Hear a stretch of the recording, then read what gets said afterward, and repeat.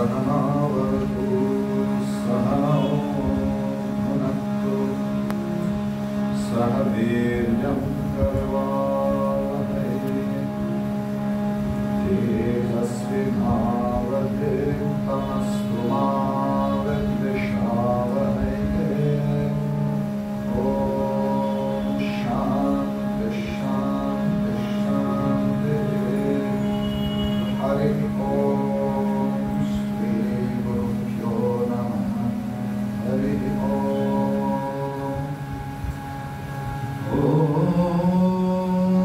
स्थावकाय च धर्मस्य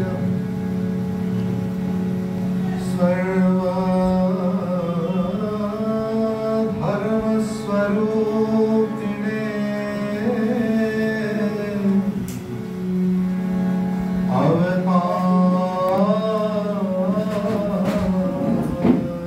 वरिष्ठाय रामकृष्णाय ते नमः। जननी शारदां देवी रामकृष्णं जगद्गुरो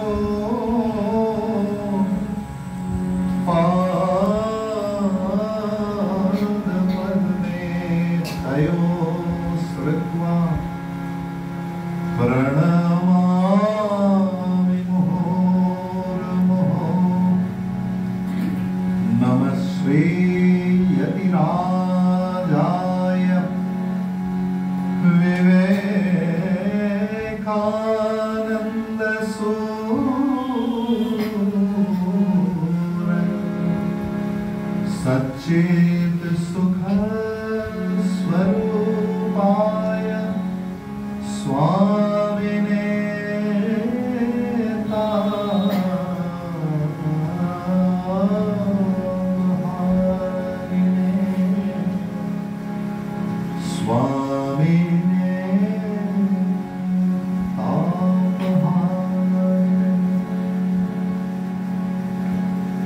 ডক্টর কয়াল, ডক্টর ঘোষ, পরম আদরণীয় পরিচিত বাবু এবং উপস্থিত ভক্তরূপী শ্রীরামকৃষ্ণকে আমার আভূমি প্রণিপাত। এই যে ভাব প্রচার, আমরা কি একবারও ভেবেছি যে আমরা প্রচার করার কে? ঠাকুর নিজেই তার প্রচার নিজে করে গেছেন বিভিন্ন ভাবে তার জীবদ্দশাতে।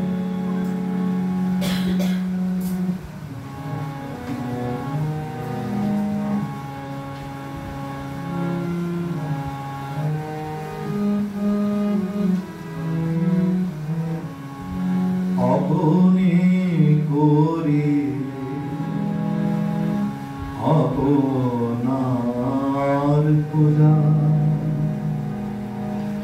আপনার স্তুতি গান, ভবতারিণী পূজারি ঠাকুর, তুমি হে আমার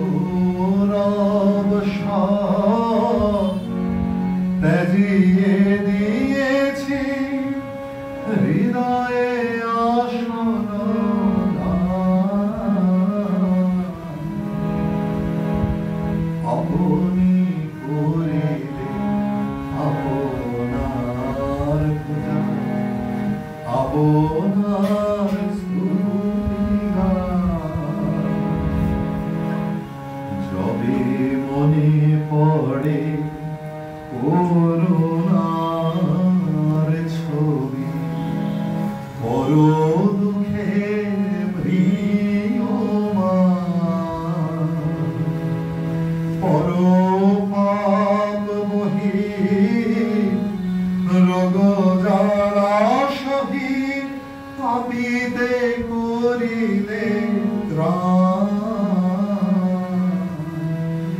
দেবকী মানব পরিচয় আজ তুমি দেবকী মানব পরিচয় আজ হেন প্রেমিকের বলো কি শুধু লয় মনে রাতুল চরণে করিতে জীবন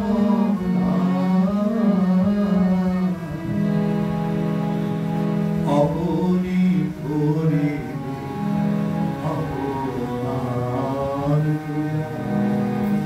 আপনার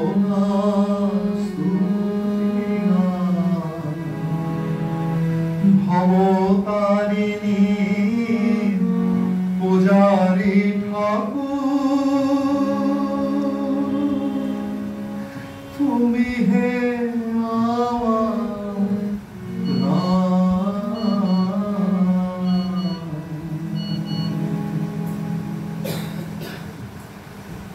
সাধন জীবনে আমাদের যদি আমাদের সাধন জীবনের প্রতি, গুরুর প্রতি, ইষ্টের প্রতি এই ভাব না আসে, তাহলে সাধন জীবনের ঈপ্সিত বা অভীপ্সিত ফল পাওয়া যায় না।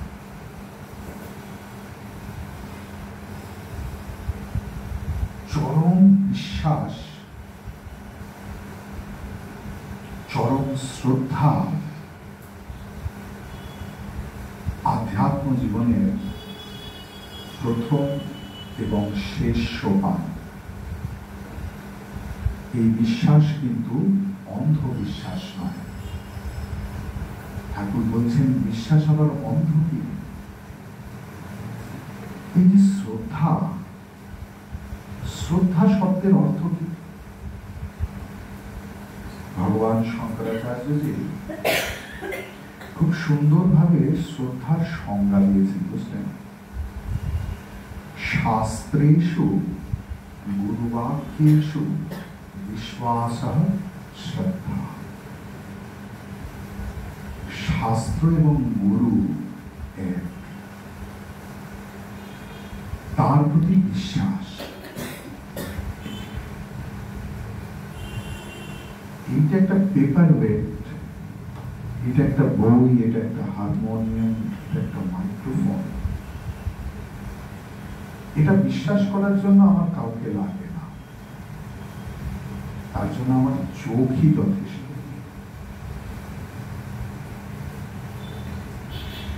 আমরা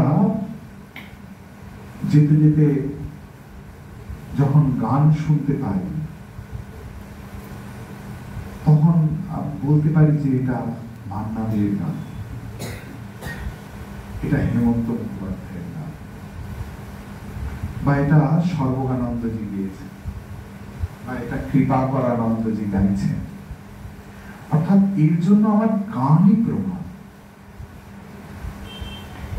এই বস্তুটা শক্ত না নরম তার জন্য আমার হাতই যথেষ্ট, তাই না?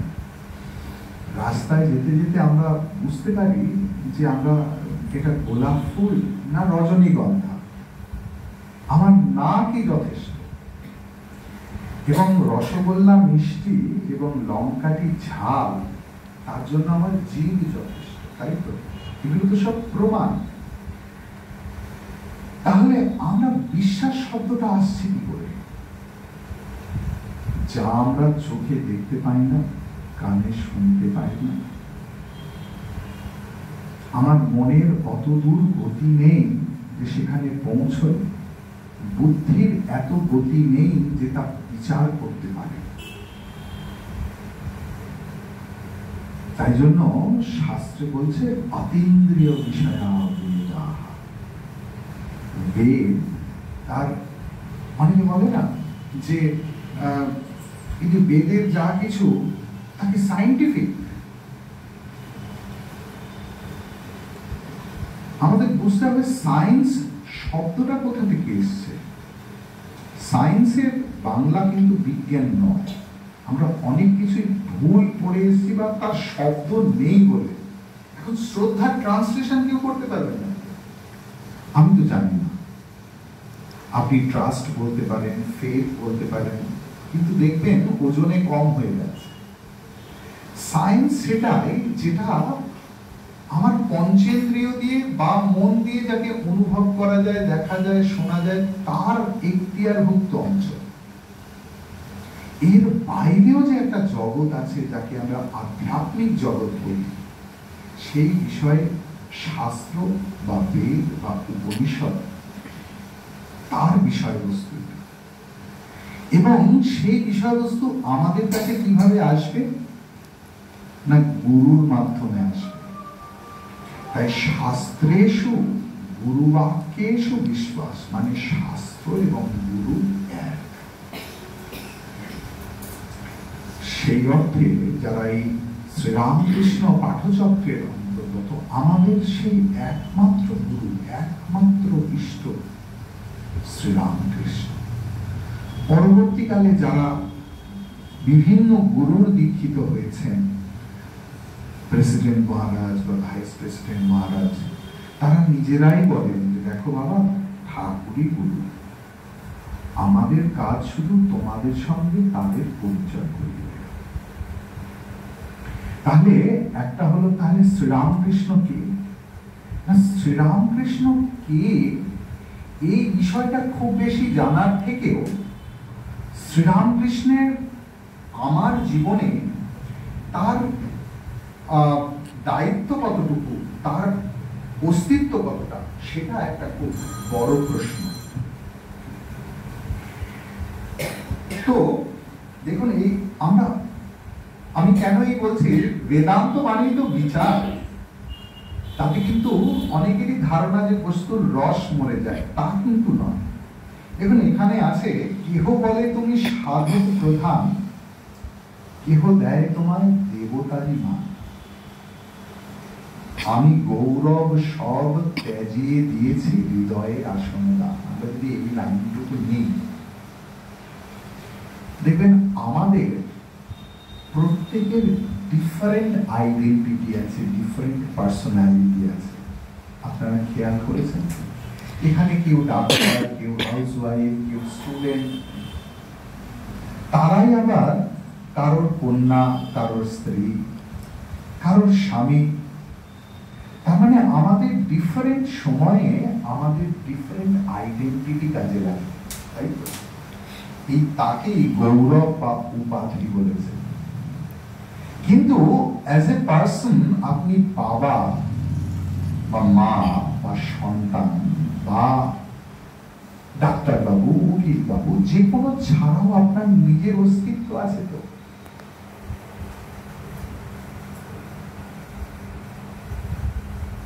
এটাকে বলে চৈতন্য শক্তি। তো শ্রীরামকৃষ্ণের ক্ষেত্রে বলছে, কেহ বলে তুমি সাধক প্রধান, কেহ দেয় তোমায় দেবতারি মান, আমি গৌরব সব ত্যাজিয়ে দিয়েছি হৃদয়ে আসন দান। ভগবান আমার অস্তিত্ব, শ্রীরামকৃষ্ণ আমার প্রাণের প্রাণ, দৃষ্টির দৃষ্টি, শ্রবণের শ্রবণ, স্বাদের স্বাদ, স্পর্শের স্পর্শ। একটা খুব সুন্দর স্তোত্র আছে, বুঝলেন? আপনারা খেয়াল করেছেন কিনা জানি না, তবে তার আগে একটা খুব সুন্দর জিনিস আমি নিয়ে এসেছি। শ্রীরামকৃষ্ণের জন্মোৎসব একটু বলি, খুব ভালো লাগবে আপনাদের। হ্যাঁ, 1895 সাল, এটা আপনারা কথামৃতে পাবেন না। হ্যাঁ, বিভিন্ন ব্যক্তির বিবরণ থেকে আমরা জানতে পারি ঠাকুরের জন্মোৎসবে দক্ষিণেশ্বরে কি হতো।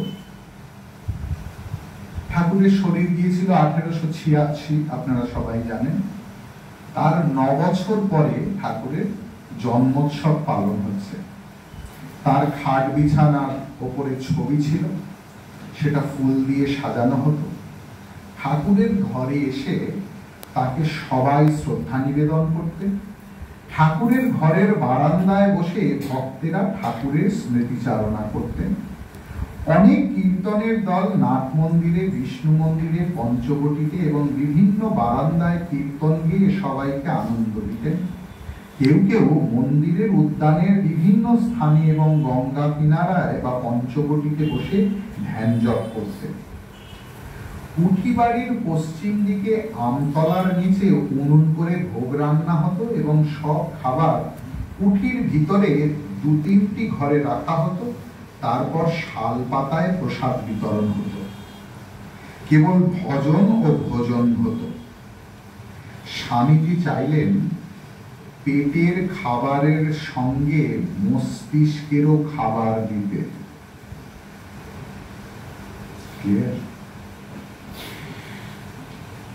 তিনি নিজে ঠাকুরের একটি ছোট্ট জীবনী ইংরেজিতে লিখে পাঠাতে রাজি হলেন এবং ওই দিন ঠাকুরের জীবন ও বাণী গুরু ভাইদের জনসমক্ষে প্রচার করতে বললেন।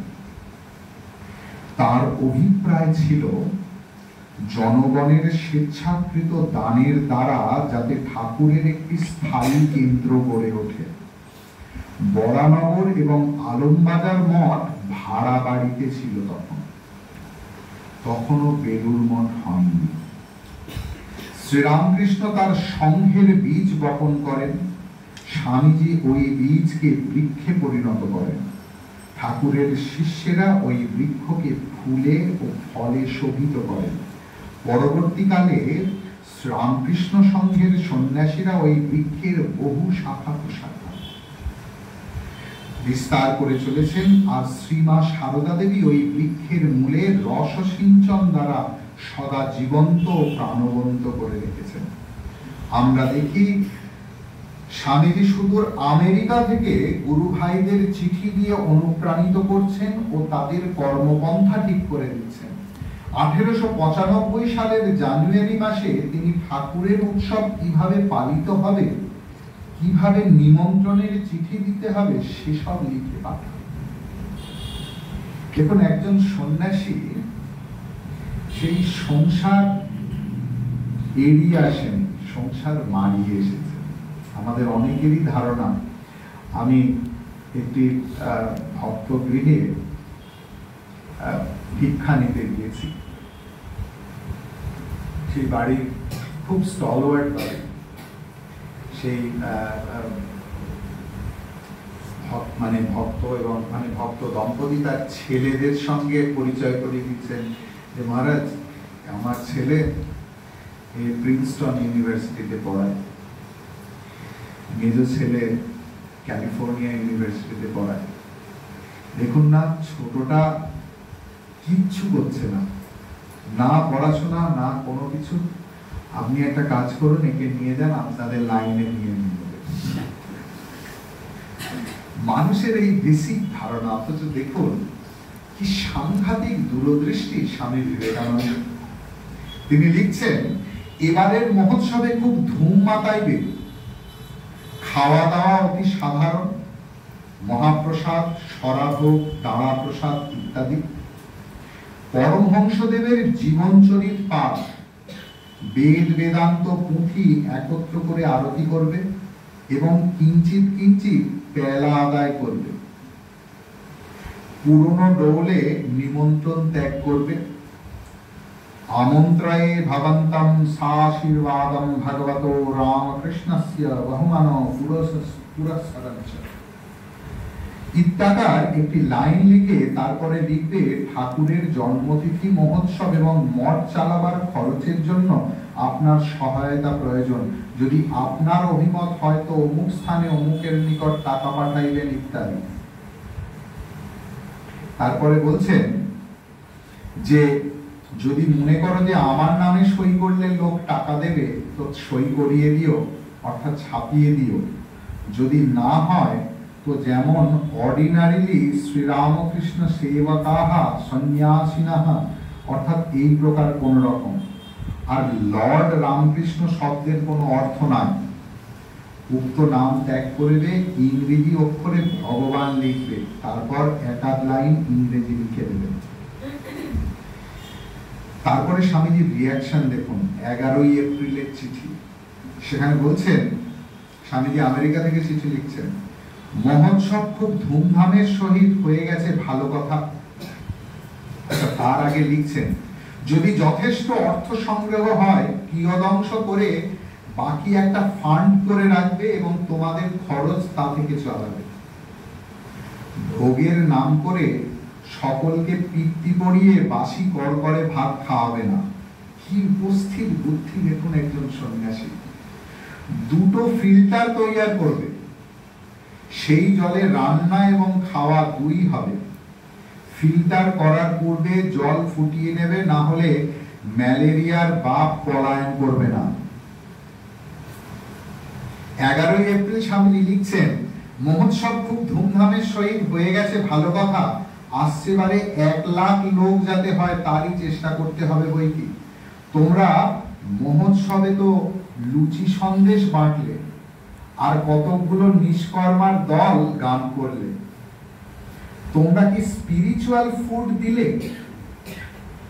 কি অদ্ভুত কথা দেখুন। মানে শ্রীরামকৃষ্ণের চেলা শুধু প্রসাদ পাওয়ার বেলা এটা যেন না হয়। অর্থাৎ বেলুড় মঠে আমরা যখন ঢুকবো, দক্ষিণেশ্বরে আমরা যখন ঢুকবো, আমাদের গায়ে কি কাঁটা দিয়ে উঠবে যে দক্ষিণেশ্বরের এই ভূমিতে শ্রীরামকৃষ্ণ আমার ইষ্ট পদচারণা করেছেন। এই কালী মূর্তির সামনে দাঁড়িয়ে তিনি মুখ ঘষছেন যে মা, তুই তো কমলাকান্তকে দেখা দিয়েছিলি, তুই তো রামপ্রসাদকে দেখা দিয়েছিলি, আমায় তুই দেখা দিবি না। বা সকলকে দাঁড়িয়ে করে বলছে, জানো তোমরা তো মা ছেলের জন্য ঘটি ঘটি কাঁদো, ঈশ্বরের জন্য কতজন কেঁদেছো। বলে তিনি নিজে মাটিতে মুখ রগড়ে রগড়ে কাঁদছেন, বলছেন মা, যদি একবার দেখা হয় তাহলে বারবার কেন দেখা হবে না। ঈশ্বর আছে আছে আছে। এই যে বোধ আমার প্রভু শ্রীরামকৃষ্ণ এই পঞ্চবটিতে ধ্যান করেছেন। আমার প্রভু শ্রীরামকৃষ্ণ আমার জন্য কেঁদেছেন ওই কুঠি বাড়ির ছাদে দাঁড়িয়ে, যে মা বিষয় লোকের কথা শুনতে শুনতে আমার প্রাণ ওষ্ঠাগত। আমি কি ঠাকুরের কাছে আমার বিষয়ের কথা বলতে যাব, নাকি আমার আধ্যাত্মিক কথা বলতে যাব? কি বলবো ঠাকুরের কাছে? ঠাকুর তো শিখিয়ে দিয়ে গেছেন, এই নে মা তোর জ্ঞান, এই নে তোর অজ্ঞান, এই নে মা তোর ভালো, এই নে তোর মন্দ, আমায় শুদ্ধা ভক্তি দে। আমরা কি শ্রীরামকৃষ্ণের শেখানো শিক্ষা নিজের জীবনে পালন করতে পারছি? আমরা কি বেলুড় মঠের মন্দিরের কাছে গিয়ে পেছন দিকের ওই বিল্ডিংটাতে দেখতে পাই যে স্বামী বিবেকানন্দ রক্তক্ষরণ করছেন আমাদের জন্য, আফসোস করছেন যে আর একটা বিবেকানন্দ থাকলে সে বুঝতে পারতে এই বিবেকানন্দ কি কাজ করে গেছে। আমাদের জন্য স্বামী প্রেমানন্দ একজন নবাগত ব্রহ্মচারীকে বলছেন যে তেল কি তোমার বাপের বাড়ি থেকে নিয়ে এসছো যে এত খরচ করছো, দিয়ে ঝাউ ভাউ করে কাঁদছেন, নিজেও খাননি। এই মানুষগুলোর ইতিহাস লুকিয়ে আছে। শ্রীরামকৃষ্ণের জীবনী দেখুন কি সুন্দর লিখছে যে তোমরা কি স্পিরিচুয়াল ফুড দিলে, আধ্যাত্মিক খোরাক দিলে? তা তো শুনলাম না। তোদের যে পুরনো ভাব, নিড অ্যাডমাইরারি, কেউ কিছুই জানে না ভাব। যতদিন না মানুষের মধ্যে থেকে কুসংস্কার দূর হবে ততদিন তোরা কিছুই করতে পারবি না, ততদিনে তোদের সাহস হবে না। দেখুন স্বামীজি কিন্তু প্রত্যেক কথায় কথায় বেদান্তের কথা বলছেন। আমাদের জীবনের যত বন্ধন, আমরা বলি না, কোন সাধু এলেই আমরা প্রথম প্রণাম করেই বলি যে মহারাজ আমরা তো সংসারী মানুষ, আপনারা যা বলেন তা শুনতে ভালো লাগে, কিন্তু এই সংসারী মানুষ আমরা, এই তকমা আমরা আমাদের গায়ে এঁটে দিয়েছি। আমরা একটা নতুন আইডেন্টিটি তৈরি করে ফেলেছি, আমরা সংসারী। শাস্ত্রে বলছে, অমৃত বিন্দু উপনিষদ বলে একটি উপনিষদ, সেখানে আছে অজ্ঞানেন কৃত বন্ধা, আমাদের জীবনের যত বন্ধন তা অজ্ঞানের জন্য, না জানার জন্য। কিভাবে যাবে? বিচারেণ তু নিবর্ততে, বিচার করতে করতে। বিচার করতে করতে কি রকম জানেন? কেন এই জ্ঞানের কথা বলছে? এখন যদি আমার খুব খিদে পায়, যে কয়াল বাবু বা ঘোষ বাবু আমার খুব খিদে পেয়েছে, উনি তো আমার জন্য এখানে বাইক দাঁড় করাবেন না, আমাকে বরণ করার জন্য কাপড় নিয়ে আসবেন না, গাছ নিয়ে আসবেন না, উনি আমার জন্য খাবার নিয়ে আসবেন ওনাদের সামর্থ্য। আমার যদি জল পিপাসা পায়, তাহলে আমার এই পিপাসা নিবৃত্তির জন্য জলই দরকার। আর আমার সমস্যা যদি অজ্ঞান হয়, তাহলে জ্ঞানই আমার একমাত্র সমাধান। আমাদের জীবনের যত সমস্যা অজ্ঞান থেকে। আমরা যে আমাদের নামে সংসারী এই আখ্যা তৈরি করেছি, আইডেন্টিটি তৈরি করেছি, তাও আমাদের অজ্ঞানের জন্য। আপনি কোনো বই সারা পৃথিবী খুঁজে পেবেন যে সংসারে থাকে সে সংসারী, এই শব্দ আপনি কোথায় পাবেন না। তার কারণ সংসার শব্দটা সংস্কৃত শব্দ। কোথা থেকে আসছে না? প্রত্যেকটা জিনিসের একটা রুট আছে, ভার্বাল রুট যাকে বলে, সেটা হচ্ছে শ্রী। শ্রী থেকে আমরা যে সরীসৃপ বলি না, সেটাও অর্থাৎ কনস্ট্যান্ট, যেটা চলছে। চলছে মানে কি? পরিবর্তন হচ্ছে, যেটা এখানে আছে সে এখানে গেল, তার মানে স্থান পরিবর্তন হলো। বস্তুরও তো পরিবর্তন হচ্ছে। এখানে অনেক বিজ্ঞানের মানুষ আছে, ডাক্তারবাবুরা আছে। আপনার জন্মের সময় যে আমি, যাকে বলেছেন যে এই শরীর আমি, তার চামড়া, রক্ত, মজ্জা, মাংস একটাও নেই। কোনটা 15 দিন তার স্থায়ী, কোন ব্লাড কর্পাসেলসে, কোন কার 1 মাস স্থায়িত্ব, কার প্রত্যেকটাই পরিবর্তন হচ্ছে। এই পরিবর্তনের নামই তো সংসার। তাহলে এই সংসারে তো সাধুরাও থাকুক। আমরা তো বলি না যে একজন সন্ন্যাসী সংসারী। আমরা কেন নিজেদেরকে বলছি? তার মানে আমরা একটা আইডেন্টিটি তৈরি করে ফেলেছি যে আমরা সংসারী। সংসারে যে থাকে সে সংসারী নয়। যারা মনে সংসার, সে সংসার। আপনাদের কি কেউ বেঁধে রেখেছে নাকি দড়ি দিয়ে? আমাদের কল্পনা আমাদেরকে বেঁধে রেখেছে, আমাদের আইডেন্টিটি আমাদেরকে বেঁধে রেখেছে। বিভিন্ন রকমের আইডেন্টিটি। আই এম এ স্বামী, I M a father, I M a mother, আমি একজন বাবা, মা, আমি একজন সন্তান, আমি অমুক কিছু করে আমরা আমাদেরকে বেঁধেছি বিভিন্ন সম্পর্কে। কিন্তু তার বাইরেও তো আমার অস্তিত্ব আছে। ওই যে হৃদয় কমলের মধ্যে রাজিতম নির্বিকল্পম সদা সদা কিল বেদাতীতম স্বরূপম প্রকৃতি বিকৃতি শূন্যম নিত্যম আনন্দ মূর্তি বিমল পরমহংসম রামকৃষ্ণম ভজামহম। সেই রামকৃষ্ণ আমার অস্তিত্ব।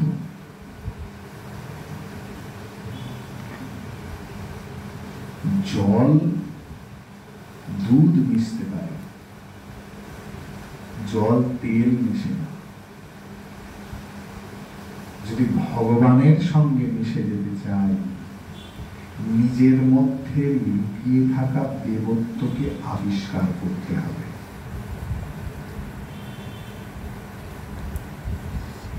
তেল জলে মিশবে না, জলই জলে মিশবে। Unless and until we discover the divinity within, we can't merge into the divinity of the Lord.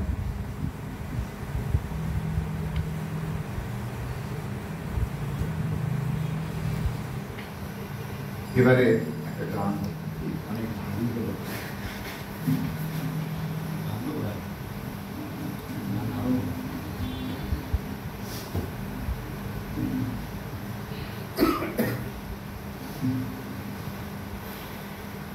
দেখুন, প্রত্যেকটা জিনিসের যদি আমরা অর্থ জানি না,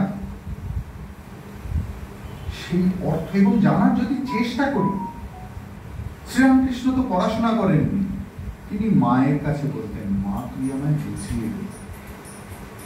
আমাদের কি সেই ব্যাকুলতা এসছে যে আমায় বুঝিয়ে দি? আমরা চারিদিকে গুরু খুঁজে মরি, অমুকানন্দ আমার গুরু হবে না, অমুকানন্দ আমার গুরু হবে। আমরা ভুলে যাই, আমরা যদি শিষ্যত্ব বর্ধন করি, ভগবান স্বয়ং গুরু রূপে আসেন। আমরা গুরু সিলেক্ট করি না, গুরু আমাদের সিলেক্ট করে। We are chosen. কেন এই বোধ আসবে? এই বোধ এলে আপনারা বল পাবেন। ভগবান শঙ্করাচার্যজি একটা সুন্দর শ্লোকের মাধ্যমে বলছেন, দুর্লভম ত্রয়মেবৈতৎ দেবানুগ্রহ হেতুকম। আপনারা নিজেদেরকে মনে করবেন যে আমরা সত্যি সত্যি আশীর্বাদ ধন্য, দেবতার কৃপা ছাড়া এটা সম্ভব না। মনুষ্যত্ব, এই যে মনুষ্য শরীর আমরা লাভ করেছি, এ বড় কম কথা নয়। শ্রীরামকৃষ্ণ বলছেন, মানুষ কি গঙ্গা চৈতন্যের চিন্তা করতে পারে?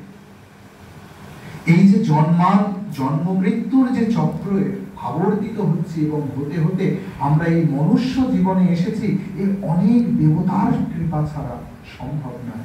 দেবানুগ্রহ হেতুকম মনুষ্যত্বম মোক্ষত্বম মহাপুরুষ সংসারে। এই যে আপনারা সাধু সঙ্গ পান, এ কত দুর্লভ। একজন সন্ন্যাসী বলছে যে আপনাদের বলে দিচ্ছে জীবনের কোনটা সৎ, কোনটা অসৎ, কোনটা করণীয়, কোনটা অকরণীয়, কোনটাতে সুখ পাবেন, কোনটাতে দুঃখ। এত কোটি মানুষ, দেখুন সবাই চলে যাচ্ছে, কটা মানুষ এখানে বসে আছে। আপনারা দুর্লভ নন। এই বোধ থেকে আমাদের মধ্যে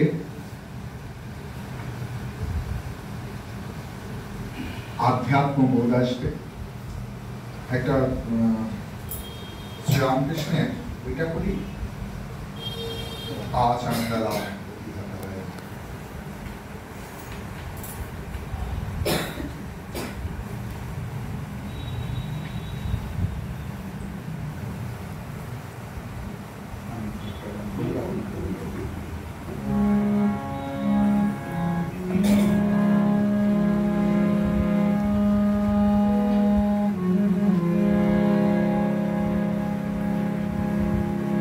ভগবানের জীবনচর্যা স্বামীজি এইভাবে নথিবদ্ধ করে গেছে।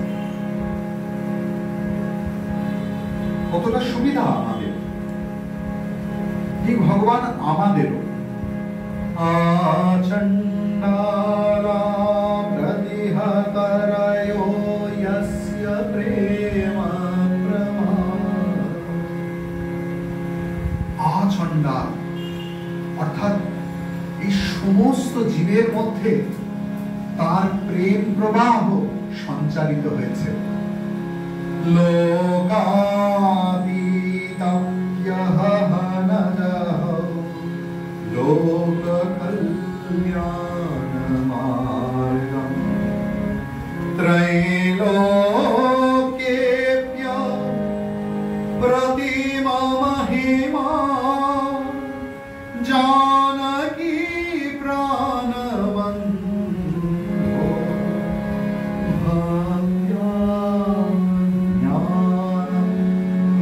ভাগ্যাজ্ঞানমৃতবরবু সীতয়া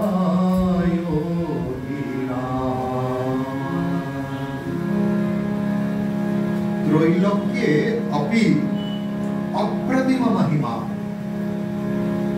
এই ত্রিলোকে যার মহিমা ব্যাখ্যা করেও শেষ করা যায় না, তিনি সেই আমার মা জানকী প্রাণ দেবতা। ভক্ত্যা জ্ঞানামৃতবরব, ভক্তদের জন্য তিনি জ্ঞানে আবৃত হয়ে, এই জ্ঞান বরবপু, বপু মানে শরীর, তিনি আমার সীতা মায়ের রাম। স্তব্ধীকৃত্য প্রলয় কলিতম স্বাহো भेत्वा रात्रिं प्रकृति सहजा अन्धकामिश्रमिश्रां येदं शान्तं मधुरमपि यः सिंहनादं जगर्षति सोऽयं जातः प्रथितपुरुषः रामकृष्णस्थिराय।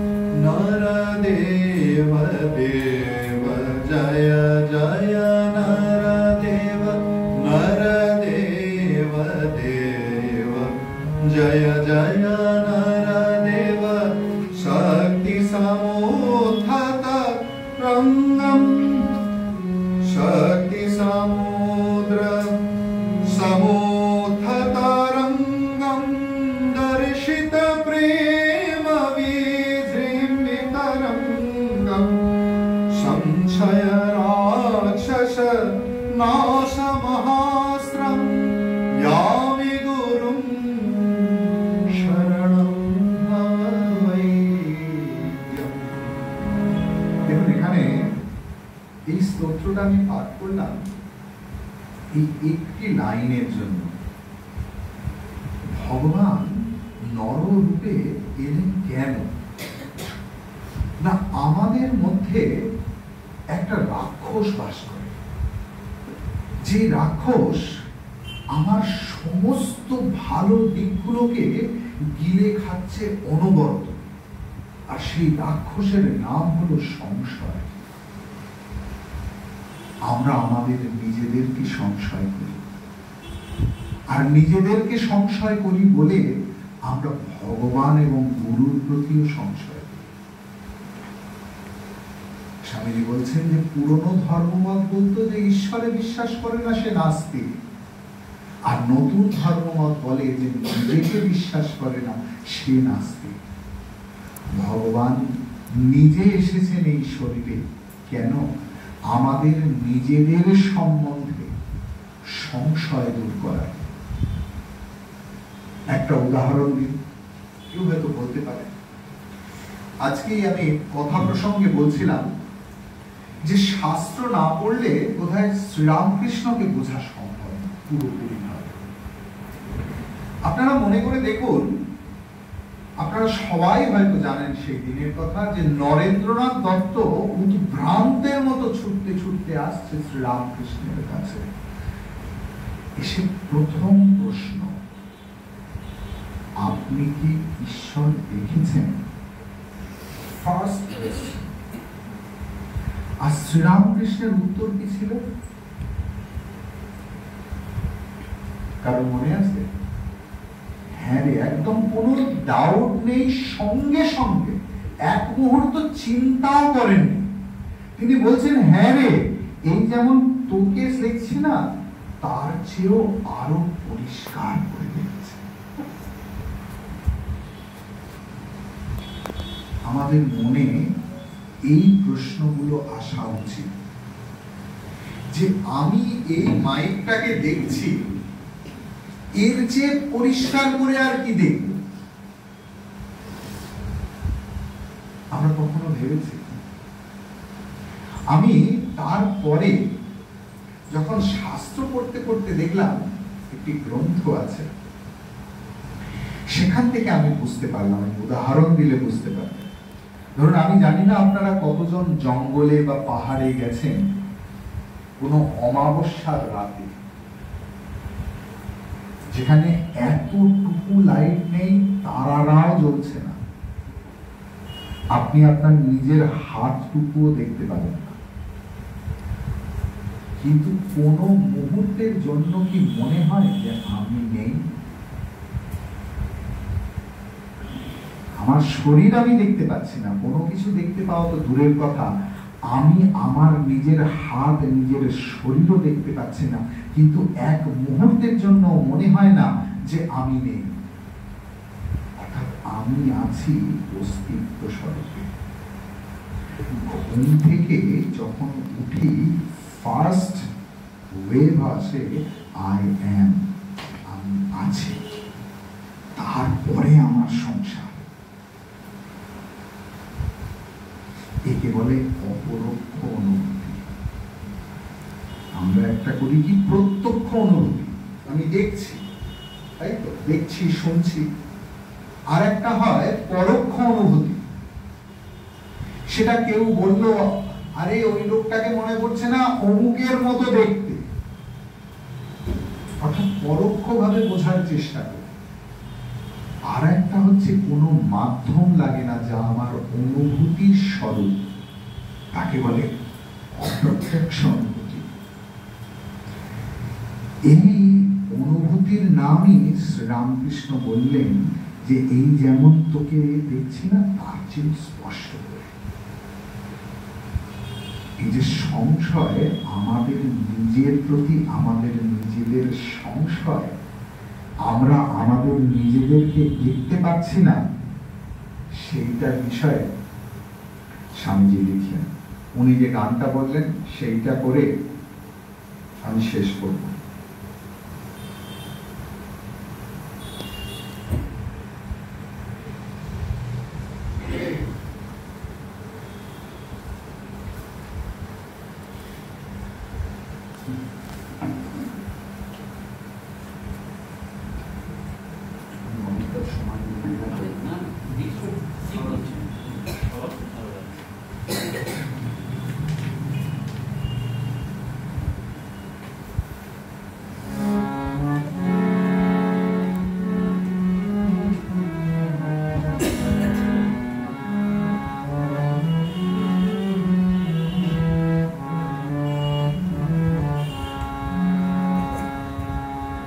দেখুন, যারা সত্যিকারের সাধক, তারা কিন্তু মেতে থাকতে চায় ভগবানের নামে, ভগবানের অনুভূতি। বাকিরা ভগবানের কাছে অনেক কিছু চায়, গাড়ি বাড়ি, টাকা, প্রতিপত্তি, স্বামী স্ত্রী, ছেলের চাকরি, ভালো বিয়ে, ভালো সমস্ত অনেক কিছু। যারা সাধক তারা শুধুই তাকে চায়, শুধু তাকে চায় নয়, তার ভাবে মেতে থাকতে চায়। একজন আমাকে জিজ্ঞেস করছে যে মহারাজ সমাধি কি করে হবে? আমি বললাম যে সমাধি কি করে হবে মানে কি? আপনার কি মনে হয় না যে আপনি সমাধি? দেখুন, সমাধি শুধু শ্রীরামকৃষ্ণের হয়নি, আমরা প্রত্যেকে সমাহিত। তিনি ঈশ্বর বোধে সমাহিত ছিলেন, আমরা সংসার বোধে সমাহিত। আধ্যাত্মিকতা আমাদের মোড় ঘুরিয়ে দেয় জীবনের ডাইমেনশন। এবং তাহলে কি হয়?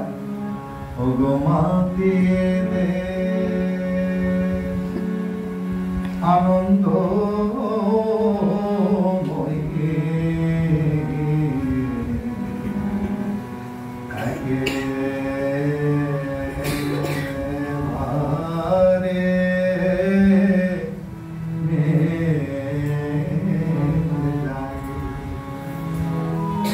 তেমনি করে মা,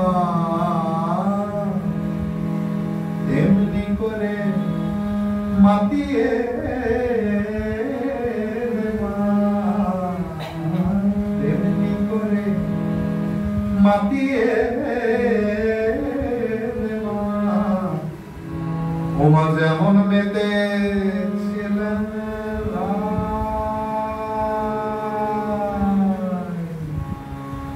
একেবারে মেতে যাই গো মাতিয়ে আনন্দময়ী,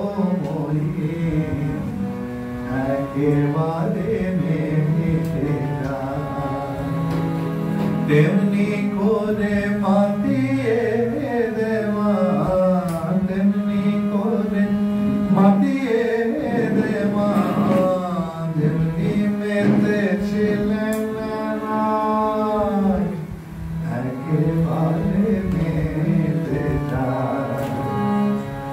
দেশে দেশে গ্রামে গ্রামে তব নব সুধা পানে, দেশে দেশে গ্রামে গ্রামে তব নব সুধা পানে, মাতু যত নর নারী, মাতু যত নর নারী,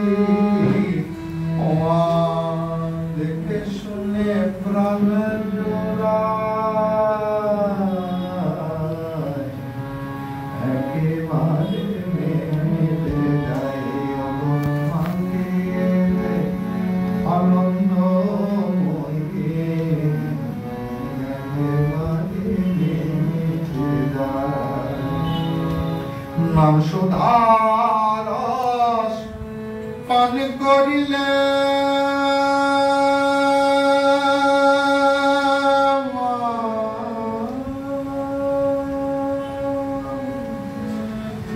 নাম সুধারস পান করিলে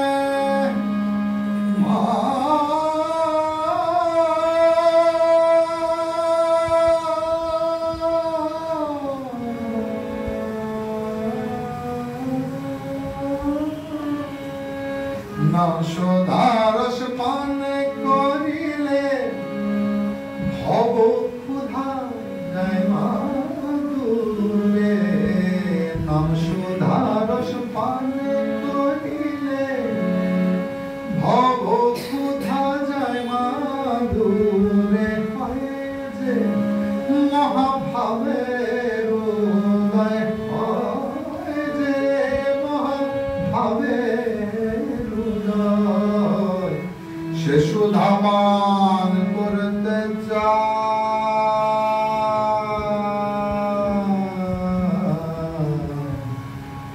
একেবারে মেতে যায় অগমানে আনন্দময়ী, একেবারে মেতে যায়। তেমনি করে মাতিয়ে দেওয়া, তেমনি করে মাতিয়ে দেওয়া, যেমন মেতে ছিলেন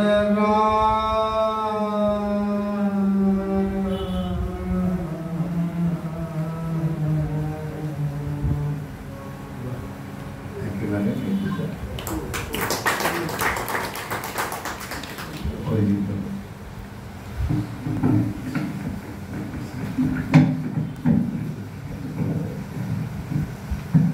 তাতে আমরা সত্যি সত্যি আপ্লুত এবং আবার মহারাজকে আসার জন্য পুনরায় আমাদের এই পাঠচক্রে আহ্বান এবং অনুরোধ রাখছি।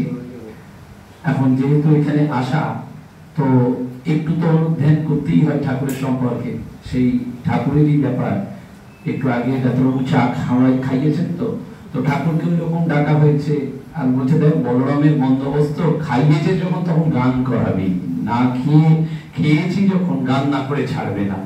আমরা চা খেয়েছি ডাক্তারবাবুর কাছে, সুতরাং একটু তো বলতেই হবে, এগুলো তো সারা যাবে না।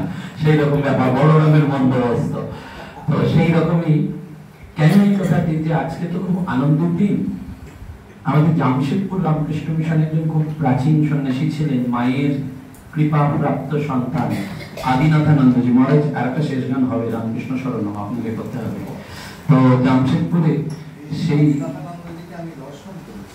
কালিদা মহারাজ, তো সেই কালিদা মহারাজ একবার মহাপুরুষ মহারাজকে জিজ্ঞেস করছেন যে আচ্ছা শ্রীরামকৃষ্ণ কি ভগবান?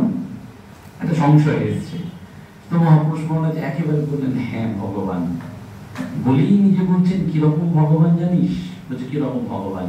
বলছেন তোরা যাদের এই শিব কালী দুর্গা ভগবান ভগবতী বলিস, এরা সবাই শ্রীরামকৃষ্ণের এক একটি শক্তি বিশেষ। মানে যে শিব কালী দুর্গা যাকে আমরা বলছি, তারা সবাই শ্রীরামকৃষ্ণের বিশেষ একটি শক্তি বিশেষ। অর্থাৎ শ্রীরামকৃষ্ণ এবারে সেই ভগবান বা সৃষ্টি ব্রহ্মাণ্ডের যে মূল শক্তি, সেই শক্তি থেকে তিনি এই নরদেহে অবতার রূপে আমাদের জন্য এলেন, এবং তার আশাটা কিন্তু আমাদের জন্য। এবং মাস্টারমশাই তো আমাদের কাছে একেবারে রোল মডেল। তো মাস্টারমশাই 4টে ফান্ডামেন্টাল কোশ্চেন করেছিলেন ঠাকুরকে। একেবারে মাস্টারমশাইয়ের প্রথম কোশ্চেন ছিল, কি করে ভগবানের মন হয়? আমাদের এই যে মহারাজ বললেন যে সংসারে আমাদের মন পড়ে রয়েছে, আমরা সংসারে থাকি না, আমাদের মনের মধ্যে সংসার থাকে। পূজনীয় ভূতেশানন্দজি মহারাজ, তার কাছে একজন বয়স্ক মানুষ গেছেন। ভূতেশানন্দজি মানে আনন্দময় পুরুষ ছিলেন একেবারে।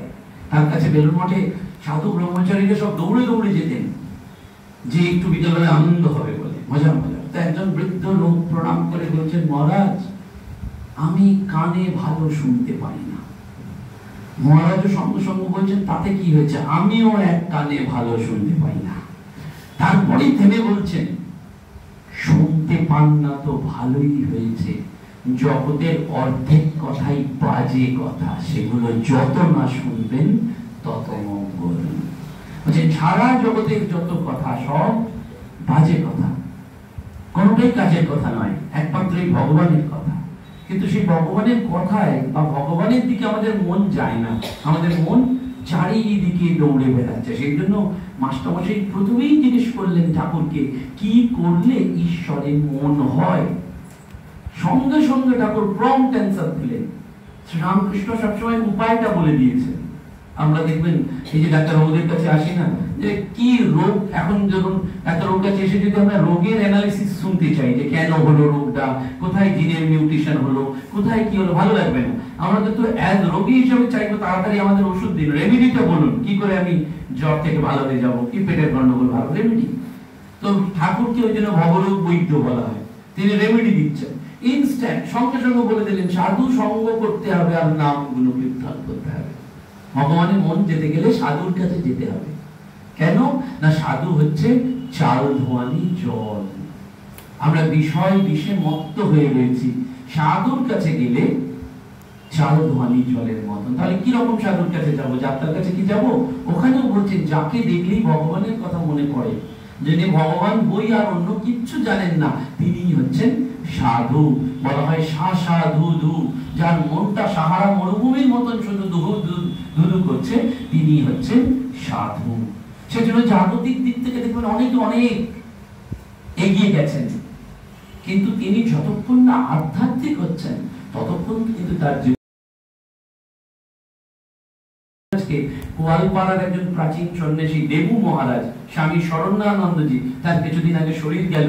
তিনি জিজ্ঞেস করেছিলেন যে, আচ্ছা মহারাজ, জগতে হতে এই যে দেখছেন ধরুন কেউ ভালো খেলছে, ভালো গান করছে, তাহলে এরা কি আধ্যাত্মিক নয়? সঙ্গে সঙ্গে মাধবানন্দজি মহারাজ বলেছিলেন, জাগতিক দিক থেকে চূড়ান্ত সফলকারী ব্যক্তি মানেই যে সে আধ্যাত্মিক হবে তা কিন্তু নয়। এটা ভ্রম। এটা বলছেন, এটা ভ্রম। তার মধ্যে ঈশ্বরের শক্তি রয়েছে, গুণ রয়েছে। অবশ্যই শচীন তেন্ডুলকার ভালো খেলছে, অরিজিৎ সিং ভালো গান করছে, কিন্তু দে আর নট স্পিরিচুয়াল। মনে রাখতে হবে, তারা জাগতিক দিক থেকে অনেক এগিয়ে গেছে, তাদের মধ্যে ঈশ্বরের শক্তি, কিন্তু দে আর নট স্পিরিচুয়াল। বলছেন এটা ভ্রম। দ্বিতীয়ই বললেন সঙ্গে সঙ্গে যে আধ্যাত্মিক ব্যক্তি মাত্রই সত্যকে লাভ করেছেন। এই জাগতিক দিক থেকে যিনি সফল, তিনি হয়তো সত্যের ঠিকানা পাননি।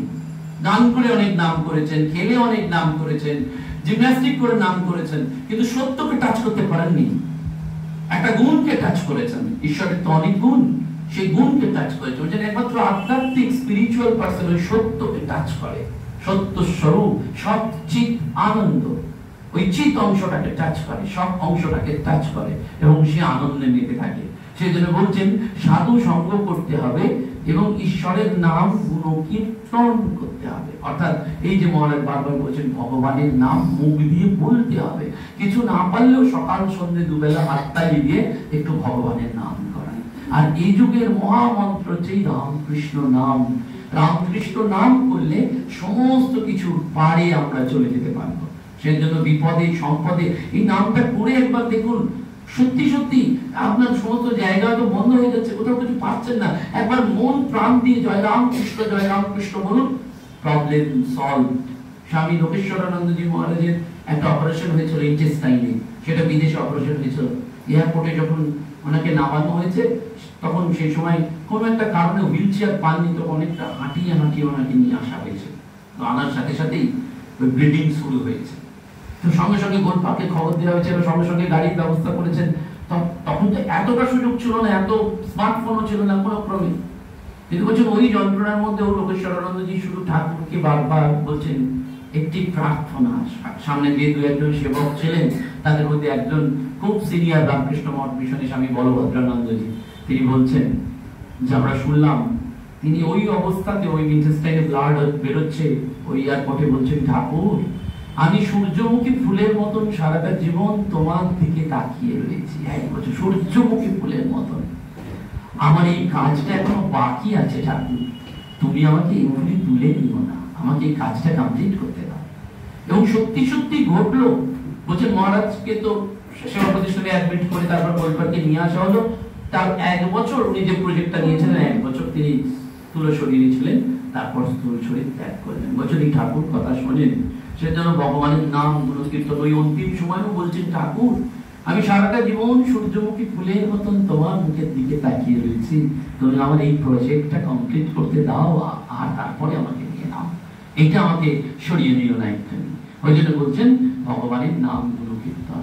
মাস্টার সেই দ্বিতীয় প্রশ্নটা করলেন ঠাকুরকে, সংসারে থেকে কি ভগবান লাভ করা যায়? ঠাকুর সঙ্গে সঙ্গে বললেন হ্যাঁ অবশ্যই যায়, সংসারে থেকেই ভগবান লাভ করা যায়। মনটাকে গেরুয়া করতে হয়, কাপড়টাকে গেরুয়া করা হয়। মনটাকে গেরুয়া কারা করেছিলেন? এই যে বলরাম বাবু করেছিলেন, মনমোহন মিত্র করেছিলেন, দানাকালী করেছিলেন, সুরেন মিত্র করেছিলেন। এরা প্রত্যেকে ঠাকুরের সমস্ত সংসারী ভক্ত, মাস্টারমশাই, নাথমশাই, এরা সবাই এক্সাম্পল কিন্তু আমাদের জীবনের। এক একটা ঘটনা আমাদের বারবার মনে করিয়ে দেয় যে সংসারে থেকেও ভগবান লাভ সম্ভব। কিন্তু তার আগে একটা প্রশ্ন থাকে, তুমি কি সত্যি সত্যি চাও? ও যে মহারাজ বলেন কজন আমরা ভগবানের জন্যই শুধু কেঁদেছি, রোগ হয়েছে কেঁদেছি, চাকরিতে কোনো সমস্যা হয়েছে কেঁদেছি, বাড়িতে কোনো বিপদ হয়েছে কেঁদেছি, কিন্তু ওটা তো ওইটা পাওয়ার জন্য কাঁদা। শুধু ভগবান তোমার জন্য আমি তোমার কাঁদি, শুধু তোমাকে দেখতে পেলাম না বলে কাঁদছি ওই সংসারে। সেই জন্য বারবার প্রশ্ন এসেছে, শাস্ত্র হয়েছে ব্যাকুলতা ব্যাকুলতা ব্যাকুলতা, তার দিকে 1 পা এগোলে তিনি 10 পা এগিয়ে আসেন। একেবারে একেবারে বারবার বলছেন যে জগতের ঐশ্বর্য নিয়ে সবাই মেতে রয়েছে। ঠাকুর বলছেন ঈশ্বরের ঐশ্বর্য নিয়ে সবাই মেতে রয়েছে, এই গাছে ফুল দেখছি, ফল দেখছি, কিন্তু এই ঐশ্বর্যের মালিককে কেউ খোঁজ করে না। কি মজার ব্যাপার, সবাই এইটা নিয়ে মেতে রয়েছে, কিন্তু কে এটা সৃষ্টি করলো? তাকে একবার ধরে ফেললে তো সব জানা হয়ে যায়। এই তাকে ধরার জন্য বারবার বলছেন যে সংসারে থেকেও তাকে লাভ করা যায়। বলছেন কেল্লার মধ্যে যুদ্ধ করা ভালো, কিন্তু লাভ করা যায় বলে বসে থাকলে তো হবে না। ঠাকুর কিন্তু তার উপায়ও বলছেন, বলছেন একটু সাধন ভজন চাই, সাধন করতে হবে। ওই জন্য বলে সাধনা কথাটা আছে না, দন্ত সয়াকা ধ দন্তের নয়াকা, সাধনা। সাধনা মানে বলা হয় যে এই যেটাকে আমরা বলি ওয়ার্শিপ, উপাসনা। কিন্তু ওই বাংলাটাও যদি একটু ভাঙেন তাহলে বলছেন সাধক, একটু ভেঙে দিন সাধনা। ভগবান কিন্তু সাধনা মানে নেগেটিভ মনে হচ্ছে, কিন্তু আমরা বলি না ওটা সাধনা, ওকে একটু বল না, ওকে একটু বল না, ওকে বললেই ও শুনবে। সেরকম বলছে ওকে একটু সাধনা, ওকে একটু সাধলেই তো আসবে, মেরে তো দুসরা না কই। আমার তো ওই গোপাল নন্দলালা তো সেই ভগবান, আর তো আমি কাউকে জানি না। আমার জগতের কোনো ঐশ্বর্য দরকার নেই, আমার তাকে দরকার, তাকে দেখেই আমার তৃপ্তি। কারণ তাকে পেলে তো সব পাওয়া হয়ে গেল, আর অন্য কিচ্ছু পাওয়া যাবে না। সেজন্য যে বুদ্ধিমান সে ওই আলাদিনের আশ্চর্য প্রদীপের মতন ওই প্রদীপটাকে ধরতে চায়, যে প্রদীপটায় হাত ঘষলেই কিন্তু সব পাবে, ম্যাজিক, যে যেটাই চাইবে সে সেটাই পাবে। সেজন্য বলছে সংসারে থেকেও তাকে লাভ করা সম্ভব। মাস্টারমশাইয়ের তৃতীয় প্রশ্ন ছিল, তাহলে কি করে সংসারে থাকতে হবে? সংসারে থেকে যদি লাভ করা যায় তাহলে কি করে থাকবো সংসারে? তারপর সঙ্গে সঙ্গে বললেন বড় লোকের বাড়ির দাসীর মতন না, তোমায় সংসার ত্যাগ করতে হবে না। তোমাদের ঠাকুর সেবা আছে, ভক্ত সেবা আছে, সেই সেবার জন্য তুমি ত্যাগ করবে। অর্থাৎ এই জগৎকে ত্যাগ করা নয়, জগৎকে দিব্যায়িত করা। ইংরেজিতে বলা হচ্ছে ডিফাই দ্য ওয়ার্ল্ড। এই জগতে তোমার কাছে যা কিছু আসছে সেটা ভগবানের রূপেই তোমার কাছে আসছে, তাকে তুমি অ্যাকসেপ্ট করো এবং তোমার ক্ষমতা অনুযায়ী তাকে সার্ভ করো। ওই জন্য বারবার বলছে যে তুমি অতিথি এলে কি সত্যি কষ্ট পাও? দেখবেন লক্ষ্মীর পাঁচালিতে আমরা সবাই পড়ি বৃহস্পতিবার, কিন্তু লেখা আছে অতিথি দেখিলে সদা কষ্ট ভাবে মনে, নারীগণ আগে খায় যত স্বামীগণে। স্বামীকে আগে ছেড়ে আজকের দিনে মেয়েরা খেয়ে নিচ্ছে, কিন্তু আগেকার দিনে তা ছিল না। আগেকার দিনের এরকম ঘটনা ছিল, বিপ্লবী তার পেছনের দরজা দিয়ে বাড়িতে এসে ভাত খেতে বসেছেন, দারোগা খবর পেয়েছেন বিপ্লবী পালিয়ে গেছেন, স্ত্রীকে বলছেন যে কোথায়, তোমার স্বামীকে ভাত করে দাও। স্ত্রী বলছে দেখুন না খুঁজে। তা দারোগা সারা বাড়ি খুঁজে দেখতে পাচ্ছে না, কিন্তু ভাত বাড়া আসনটা রয়েছে। বিপ্লবী তো একটু গ্রাস খেয়েছিল, কে পালিয়ে গেছে। তখন দারোগা বলছে সত্যি কথা বলো, তোমার স্বামী কোথায়, ভাত করে দাও। তখন এই স্ত্রীও হুঙ্কার দিয়ে বলছে, বিপ্লবীর স্ত্রী তো, সে বলছে ইংরেজ অর্থাৎ সাহেব তুমি জানো না, ভারতীয় রীতিতে হিন্দু নারী যখন তার খেতে বসে তখন সে স্বামীর উদ্দেশ্যে দুগাল খেয়ে তারপরে তার বাকি খাবারটা খায়। আমি এতক্ষণ বসে দুগালটা খাচ্ছিলাম, তুমি এসেছো বলে আমাকে উঠতে হয়েছে। এই হিন্দু জীবনটা, দাম্পত্য জীবনটা কত সুন্দর। আগেকার দিনে সবাই নারীকে নরকের দ্বার বললো, সংসারে থেকে ভগবান লাভ হবে না বললো। শ্রীরামকৃষ্ণ দেব এসে বললেন হ্যাঁ অবশ্যই হবে। সেদিন মাকে বললেন না, শ্রীমা শারদা দেবীকে। দেখুন আগেকার দিনে ওই মেয়েদের কত, এই যে নারী দিবস গেল 8ই মার্চ, কত অত্যাচার হয়েছে। এবং রবীন্দ্রনাথ স্বয়ং তার ছেলেবেলা প্রবন্ধে লিখছেন যে যারা গঙ্গা স্নান করতে যেত, যেসব মেয়েরা সেই যুগে, তারা আসলে পালকির মধ্যে এরা অন্ধকারের পরিবেশের মধ্যে দিয়ে গঙ্গা স্নান করতে যেত। এবং কেশব সেন, ব্রাহ্ম সমাজে যে ঠাকুর কেশব সেনের কাছে গেছেন, সেই কেশব সেনের মা বলছেন যে আমার স্বামী যখন মারা গেল, মানে কেশব সেনের বাবা যখন মারা গেলেন, তখন দেওর এসে আস্তে আস্তে সব জিনিস নিয়ে চলে গেল। এমনকি আমার স্বামীর দুটো গরমের শাল ছিল, সেটাও আমার দেওর কেড়ে নিয়ে চলে গেল। তখন কেশব সেনের মা ভাবছেন যে আমি এই ছেলেকে নিয়ে কোথায় দাঁড়াবো, কোথায় রাস্তায় দাঁড়াবো। এবং বাংলা নারী জীবনের প্রথম জীবনীকার হচ্ছেন রাজসুন্দরী দেবী। তিনি তার আত্মকথায় লিখছেন যে নারীদের কিরকম জীবন ছিল। বলছেন সে যুগে ছিল খাওয়ার পর দুপুর বেলায় নারীদের স্বামীর সামনে মাথা ঘোমটা করে চুপ করে দাঁড়িয়ে থাকতে হবে, স্বামী যা বলবেন সেটা করতে হবে। এরকমই দাঁড়িয়ে আছেন রাজসুন্দরী দেবী। তার নিজের গর্ভধারিণী মা মারা গেছে, খবর এসছে, স্বামী এলাও করেনি, যেতে দেয়নি। তিনি তার আত্মজীবনীতে লিখেছেন ধিক এই নারী জন্ম, নারী কুলে জন্মে আমি আমার নিজের গর্ভধারিণী মায়ের অন্তিম শয্যাতেও দাঁড়াতে পারলাম না, এই জন্ম পেয়ে বৃথা হলো। এইখান থেকে সমাজকে ঘোরাচ্ছেন এই সমাজ সংস্কারকরা। কিন্তু তার থেকেও বড় সংস্কার করলেন শ্রীরামকৃষ্ণ। দেখুন বলরাম বাবুর স্ত্রী যখন অসুস্থ, ওই সমাজের হিন্দু রক্ষণশীল সমাজের, কখনো তো সমাজ ব্যবস্থা এত উন্নত নয়, দেশ স্বাধীন নয়, কিন্তু ঠাকুর মাকে বললেন আমার বলরামের পরিবার ভেঙে যাচ্ছে, তুমি দেখতে যাবে না, তুমি যাও, দেখতে যাও। কতটা উদার হতে পারেন, বাধ্য করেন একজন স্বামী হিসাবে। স্ত্রীকে বলছেন তুমি যাও। মা বলছেন যাবো কি করে গো, পালকি টালকি তো নেই। সেজবাবুর তখন সেই বন্দোবস্ত করতে পারেনি। ঠাকুর বলছেন আমার বলরামের পরিবার ভেঙে যাচ্ছে, তুমি এখন পালকির জন্য ওয়েট করছো কি, হেঁটে দাও, হেঁটে দরকার হলে যাও। ওর ওই গ্রুপটেড নেই যে সমাজের লোক সারদা দেবীকে দেখে কি বলবে না বলবে। এই নারী আন্দোলন, ওমেন এম্পাওয়ারমেন্টের কথা শ্রীরামকৃষ্ণ বলে দিয়ে চলে গেছেন। Wonderful man. তিনি বলছেন সংসারে বড় লোকের বাড়ির দাসীর মতন থাকো, বড় লোকের বাড়ির দাসী, জাস্ট লাইক এ সার্ভেন্ট, ঝড়ের ইটো পাতার মতন থাকো। এবং সেটা মাস্টারমশাই একমাত্র পালন করলেন, একদম। ওর মাস্টারমশাই তাই করলেন, কোনোদিন স্ত্রীর হাতের রান্না খেলেন না, কোনোদিন খাননি। ঠাকুর বলেছেন অন্যের হাতের রান্না খাবে না, দুধ ভাত খাবে, তাই দুধ ভাত খেয়েছে। একদিন স্ত্রীর খুব দুঃখ হলো, স্ত্রী সে মাকে চিঠি লিখলেন যে আমার স্বামীকে আমি কোনোদিনই খাওয়াতে পারলাম না, এই তো দুঃখ। তখন মা, স্ত্রী মা বললেন বাবা জীবন তুমি ওর হাতের রান্না খাবে। মাস্টারমশাই খুব সমস্যায় পড়লেন, ঠাকুর বলেছেন খাবে না আর মা বলেছেন খেতে। মাস্টারমশাই স্ত্রীকে বললেন আজকে সব রান্না করো। স্ত্রী মনের সুখে আনন্দে যত রকমের পদ হয় সব রান্না করে দিলেন।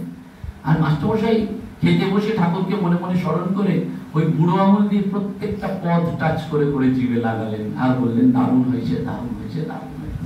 মানে ঠাকুরের কথাটাও তিনি ভাঙলেন না, আবার মাকেও ফেলে দিলেন না, মধ্যম পন্থা।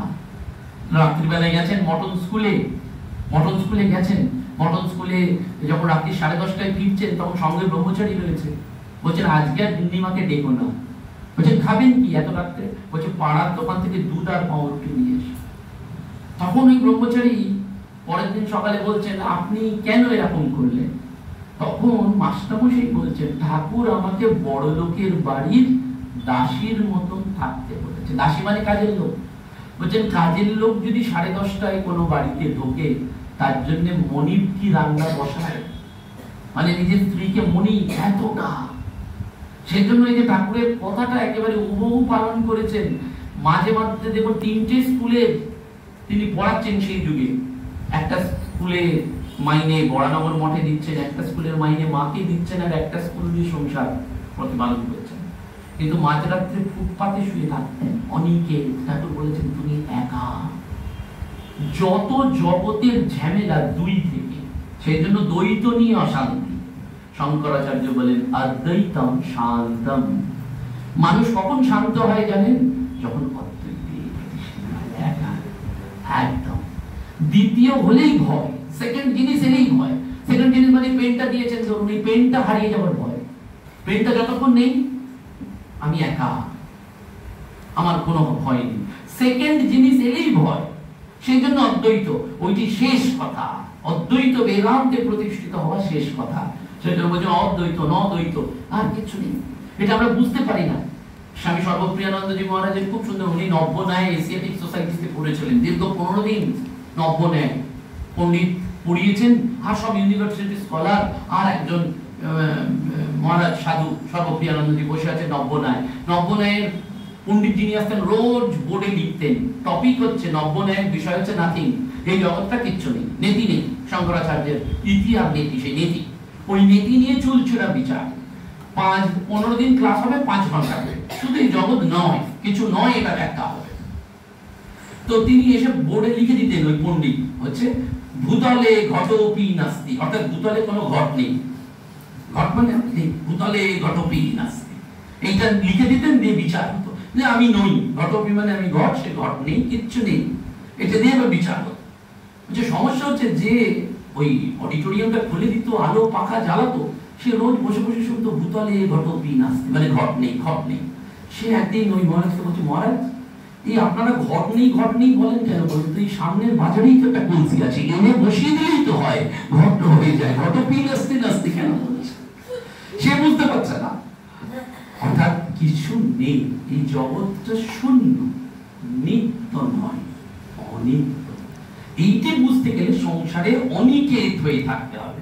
মাস্টারমশাই সব শুনলেন, দক্ষিণেশ্বরে ঠাকুরের কাছে 1 মাস রয়েছেন, 1 মাস পরেই ঠাকুর বলেন এবার যাবো সংসারে ফিরে যাও। কি ওয়ান্ডারফুল ট্রেনার দেখুন, বলছেন এবার সংসারে ফিরে যাও। এখানে রাখলেন না, সাধু করে দিলেন না, বলে তোমাকে দেখে লোকে শিখবে, তো সংসারে দেখে তোমাকে শিখবে। তোমাকে মা রেখেছেন একটা পাশ দিয়ে লোক কল্যাণের জন্য, কথামৃত রচনা করাবেন ঠাকুর তাকে দিয়ে, সেটা বলে সংসারে ফিরে যাও। মাস্টারমশাই যেই গুছিয়ে ফিরে আসেন, তখন ঠাকুর ডেকে বলেন শোনো একটা কথা বলে দিচ্ছি। বলছে কি? বলছে সংসারে গিয়ে সবার প্রতি দায়িত্ব কর্তব্য করবে, মনে মনে জানবে, মুখে বলো না, তাহলে সংসার থেকে তাড়িয়ে দেবে। মনে মনে জানবে তুমিও তাদের আপনার নয়, তারাও তোমার কেউ নয়। টেকনিকটা কি সুন্দর বললেন, মনে মনে, বাইরে বলা যাবে না। আপনি যদি বলেন যে এখন ডক্টর কয়েক যদি বিশেষ কারণে বলেন দুনিয়ার কেউ নয়, সম্ভব না, সেটা হবে না। মনে মনে জানতে হবে নয়, কেউ নয়। এই জগতে ইনি মিসেস পায়েল, ডক্টর কেয়ার, এর আগের জন্মে কে যে কার সাথে কি রিলেশনে আমরা ছিলাম জানি না, সেই জন্য দুর্লভ মনুষ্য জন্ম মহারাজ করেছেন। সংসারে বড় লোকের বাড়ির দাসীর মতন থাকতে হয়। আর লাস্ট কোশ্চেন, কি করলে তাহলে ঈশ্বর দেখা যায়? প্রথমটা ছিল কি করে ভগবানের মন হয়, দ্বিতীয় সংসারে থেকে কি ঈশ্বর দর্শন হয়, তৃতীয় কি করে সংসারে থাকতে হয়, আর চতুর্থ কি করলে ভগবান দর্শন হয়। শ্রীরামকৃষ্ণ বারবার বললেন শরণাগত হও, সব কিছু ছেড়ে যদি তার উপর নির্ভর করতে পারো, তাহলেই তোমার ভগবান লাভ। ভগবান লাভ মানে শরণাগতি, সবটা, এই সবটা যে ছাড়তে পারে তাহলে। এবং লক্ষ্য করবেন সমাজে আমরা এত বেদান্ত নিয়ে পড়াশোনা করি তো, কিন্তু সাধারণ মানুষের না বৈদান্তিক জ্ঞান খুব ভালো আছে। কিরকম বলি, শুধু কালকে হলদিয়া থেকে ফিরছিলাম, তো আমার সঙ্গে একজন মহারাজ ছিলেন, এবং প্রসঙ্গত বলি হলদিয়ার চৈতন্যপুরে একটি আশ্রম রয়েছে। একজন মহারাজ, তার বয়স 86 বছর, একা একটা চোখের হসপিটাল কিভাবে কত বড় সুন্দর করেছেন, আশ্রম করেছেন, 165 জন ব্লাইন্ড বয়েজকে রেখেছেন, ছেলে এবং মেয়েকে। চ্যালেঞ্জ যেটা রামকৃষ্ণ মিশনও পারেনি, মেয়েদের একই ক্যাম্পাসে রাখতে পারেনি ব্লাইন্ড, তাদের জন্য আয়া রেখেছেন, এবং তারা স্টেজে উঠে অসাধারণ পারফরমেন্স করে। একজন সাধু তাকে দেখলেই মনে হচ্ছে আমাদের রামকৃষ্ণ মিশনের সন্ন্যাসী তাকে প্রণাম করলেন, বলেন মহাপুরুষ মহাপুরুষ। তিনি যখন প্রণাম করলেন, প্রণাম করার পর ওই হাতটা ধরে বলছেন, ঘটনাক্রমে তিনিও বুদ্ধিশানন্দজি মহারাজের আশ্রিত, এই মহারাজ চৈতন্যপুরের মহারাজ। তিনি বললেন 3টি জিনিস জীবনে মনে রাখবেন বাবা, তাহলে কারোর কাছে যেতে হবে না, এইখানে বসেই সব পাবেন।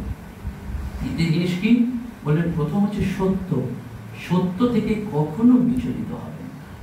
পাস্ট ইজ পাস্ট, আজকে থেকে যেটা জেনেছেন সেটাকে ধরুন, সত্য। সেকেন্ড বললেন লক্ষ্য যদি ঠিক থাকে তাহলে কখনো বেতালে পা করবে না, লক্ষ্যটা ঠিক রাখতে হবে। আর থার্ড বললেন ফুললি ডেডিকেটেড হতে হবে, টাকা আপনার ঘরে আসবে, কোথাও করতে হবে না, কাজ আপনার এখানে বসেই হবে। তো এইরকম বলছেন যে সংসারে কি করলে ভগবান লাভ হয়? শরণাগতি। যেটি বলে শেষ করব, যখন ফিরে আসছে রাত্রি 9টা বাজে, হলদিয়া থেকে ফিরছি, হাই রোডের সামনে দাঁড়িয়ে আমি আর একজন মহারাজ এবং আরো একজন বসে চা খাচ্ছি। কোথা থেকে একটা মাতাল এলো, বুঝলেন, একটা মাতাল টলতে টলতে এসে, সে দেখুন মাতালের নিয়ে না কাণ্ডজ্ঞানটা ঠিক দেখুন।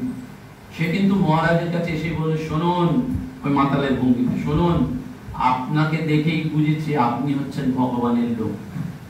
নেশাটি করেছে কিন্তু জ্ঞানটি টনটনে, আপনি ভগবানের লোক।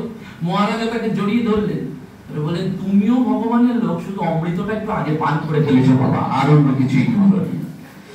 কেন এই কথাটি বলা? আমরা সবাই অমৃতের সন্তান, সুতরাং আমরা সবাই ভগবানের লোক। তাই এই জীবনটা আমরা ভগবানের নামে আনন্দে বাঁচবো, যতদিন যে বাঁচবো ভগবানের নামে আনন্দেই বাঁচবো। আর ওই বুদ্ধিশানন্দজির কথা, জগতের যত কথা আমরা কান দিয়ে না শুনতে পারবো তত মঙ্গল, কারণ জগতের অর্ধেক কথাই বাজে কথা, হরি কথাই আসল কথা, বাকি সব বৃথা আর ব্যথা। দেখবেন যত বাজে কথা শুনবেন তত সংসারে যন্ত্রণা, ব্যথা, আর যত বাজে কথা শুনবেন তত West of time. West of time মানে ওয়েস্ট অফ মাইন্ড, সময়টাও আপনার চলে যাচ্ছে, মনটাও চলে যাচ্ছে। সেজন্য আমরা এই ভগবানের কথায় মেতে যাই। মহারাজ মাতিয়ে দিয়েছেন, আমরা মহারাজকে প্রণাম জানিয়ে, আপনাদের সকলকে প্রণাম জানিয়ে রামকৃষ্ণ শরণম। আজকের এই মহোৎসবের পূর্ণ লগ্নে স্বামীজি বারবার বলেছেন অ্যাবস্ট্রাক্ট আইডিয়া নয়, এই উৎসবও দরকার, এবং এই উৎসবের প্ল্যানিং স্বামীজি বারবার বলেছেন। এই উৎসবে সকলে আসবে, বেশ্যারা আসবে, পতিতারা আসবে, প্রভুর কাছে সবাই এসে লুটিয়ে পড়বে, কারণ শ্রীরামকৃষ্ণ সকলের ভগবান। ওই বলছেন তোমরা যাকে শিব, দুর্গা, কালী বলো, তারা সবাই শ্রীরামকৃষ্ণের এক একটা শক্তি বিশেষ। ভগবানের বাবা এবারে এসেছেন এবং তিনি দয়াময়, তিনি কৃপাময়। তার কাছে আমরা সেই কৃপা প্রার্থনা করি। নমস্কার।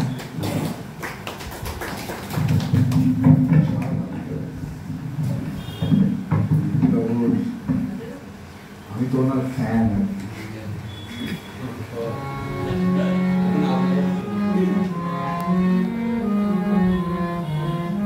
সবাই মিলে গাইব, হ্যাঁ?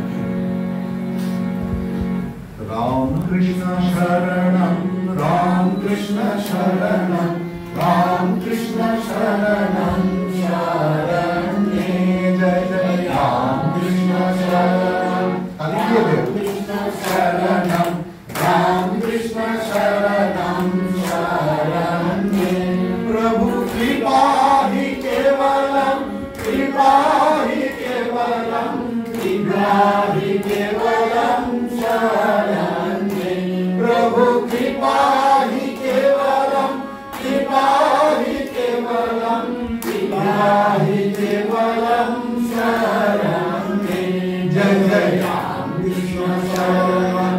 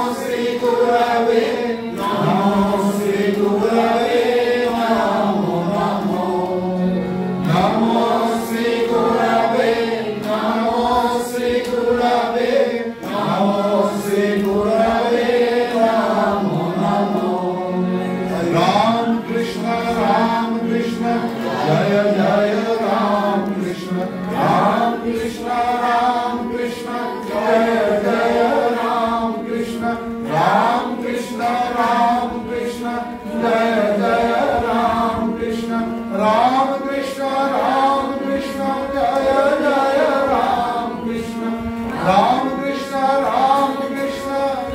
जय राम कृष्ण राम कृष्ण जय जय राम कृष्ण राम कृष्ण जय जय राम कृष्ण राम कृष्ण शरणं राम कृष्ण शरणं राम कृष्ण शरणं शरणे जय राम कृष्ण शरणं राम कृष्ण शरणं राम कृष्ण शरणं शरणे प्रभु कृपा हि केवलं शरणे प्रभु शरणागतोऽहं शरणे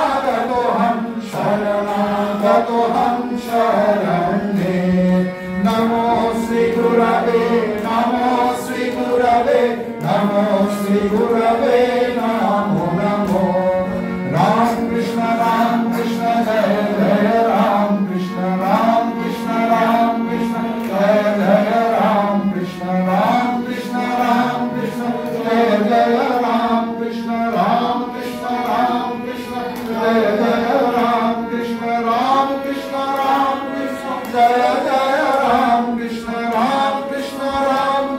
जय जय राम कृष्ण जय जय राम कृष्ण शरणं राम कृष्ण शरणं राम कृष्ण शरणं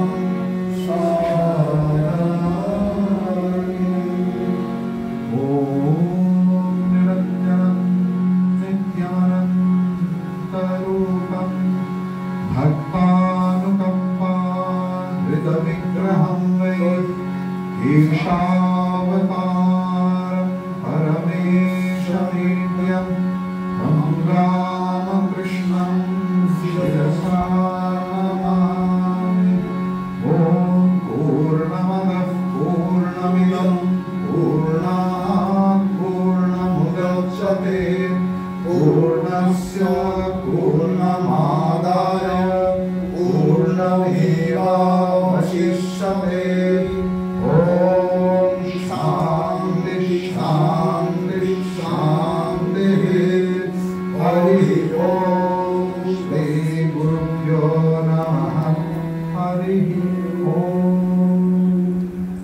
সকলকে আমার আন্তরিক শুভেচ্ছা ভালোবাসা জানাই ভক্তলিপি শ্রী রামকৃষ্ণদেব প্রণাম জানাই সর্বোপরি ডক্টর কয়াল ডক্টর ঘোষ এবং সামগ্রিক এই রামকৃষ্ণ পরিবার এবং তথা ডক্টর অরিজিৎ সরকার আমার পরম মিত্র তাকেও আমার ভালোবাসা প্রণাম নিবেদন করি এই মহতী সভায় এমন প্রেমিকদের মাঝে আমি আসতে পেরে আপনাদের সকলের কাছে আমি কৃতজ্ঞ হরি ওম তৎসৎ জয় রামকৃষ্ণ আপনাদের কেমন লেগেছে আমার মহারাজ কি আনন্দ যাবে না যাবে ডাক্তার আগেই বলছেন সামনের বাড়ি এসপিসি এই যে মেয়েরা এসেছে ওরা এসেছে এসপিসিআই দিয়ে দিয়ে একটু দাঁড়ান উনি আমাদের ওই যে হোমটি আছে সেই হোমটির সুপারিনটেন্ডেন্ট হ্যাঁ মেয়েরা একটু দাঁড়াও এরা কয়েকজন এসছে হ্যাঁ এরকম বাহ বাহ বাহ